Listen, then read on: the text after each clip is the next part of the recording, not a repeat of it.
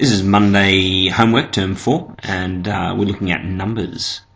The goal of homework for Monday is for students to be able to sort out their numbers into relevant categories.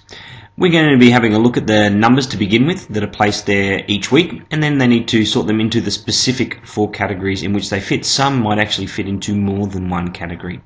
Let's have a look at our categories. The first category is prime numbers. They're numbers that only have themselves and 1 as a factor.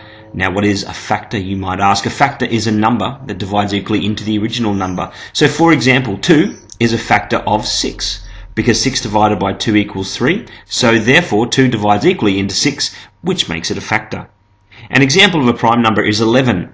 11 is a prime number because the only 2 factors are itself and 1. Nothing else will divide equally into 11, so it is a prime number.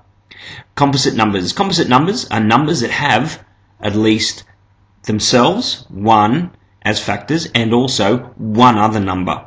For example, 8 is a composite number as it has itself, 1, as well as 4 and 2 as factors. So therefore it's a composite number because it has more than just itself and 1 as factors.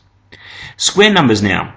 They're numbers that are the product of multiplying 2 identical whole numbers together. And they must be identical whole numbers. Let me give you an example. 16 is a square number because 4 times 4 equals 16, which makes it a square number.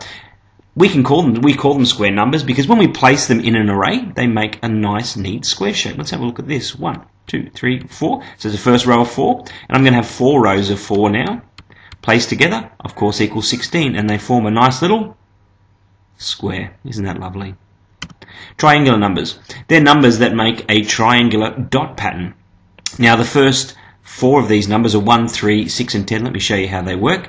1, that's a dot pattern. We've got to use our imagination in terms of making it a triangular dot pattern. You can see 3 makes a nice neat little triangle. The next row we add on to make 6, and then the next row makes 10. You can see that the numbers are increasing by 1 each, increasing by 1 each time. For example, 1 and then 3 and then 6 and then 10. Each of that recurrence is an additional 1 that you're adding on. The next in that series is 15, 21, 28, 36 and 45. So you also see in there, if you note carefully, that there might be a square number in there too. So you might have to put them into more than just one category. There are our numbers. Good luck trying to figure them out.